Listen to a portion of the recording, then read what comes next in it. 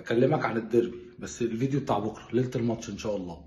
فاسمع مني النهارده الكلام ان دلوقتي المنافس بتاعك مين؟ اقرب منافس بيراميدز، صح؟ فده يتطلب ايه؟ هو هيلعب قبليك، هيلعب الساعه 5 يوم الجمعه مع انبي. ده يتطلب ان انت تنزل تخلص قدام الاهلي وسموحه. ليه؟ باذن الله. مفيش بقى كلام على التعادل، انا مش عايز احط ضغوطات، والله انا اكتر واحد عايز اشيل ضغوطات من على اللعيبه. بس الواقع بيقول لك ان انت لازم تخلص قدام الاهلي وسموحه. هم 6 بونت، هم 6 بونت، حاول تاخدهم. بيراميدز والله اداك هديه، يعني تعادل مع انبي يبقى شالنا عليك، يبقى شالنا عليك 2 بونت من السته اللي انت عايزهم. بس لازم برضو تكسب الاهلي. هما السته خلي بالك مننا ومن بيراميدز، هو يفقد او انا اخدهم.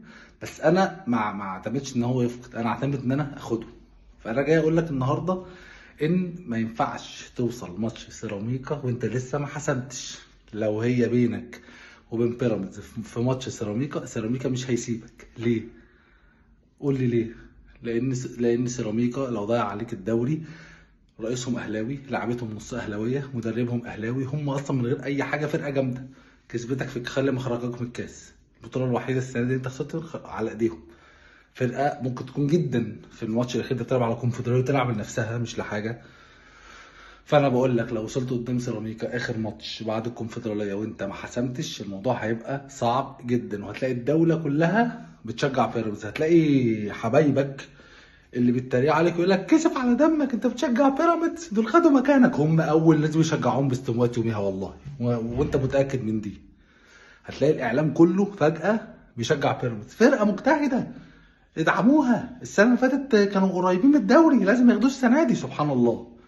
والاهلي هينزل الماتش الديربي على اساس انه يعطلك قدامهم ويحاول يلحق تاني، لا اكتر ولا اقل. وانا بقول لك وكلنا عارفين، فما توصلش ماتش سيراميكا وانت لسه ما حسمتش. تحسم في سموحه وتروح الكونفدراليه وانت واخد الدوري، احسن سيناريو. مش هتستحمل الضغط. ماتش الديربي صعب، بس هم الضغوطات عليهم اكتر. هم اللي عايزين يكسبوا الزمالك، عايزين يعطلوه، عايزين يعملوا اي حاجه السنه دي. يبقى كسب الزمالك رايح جاي، هو اللي نازل مضغوط، انت اللي نازل هادي.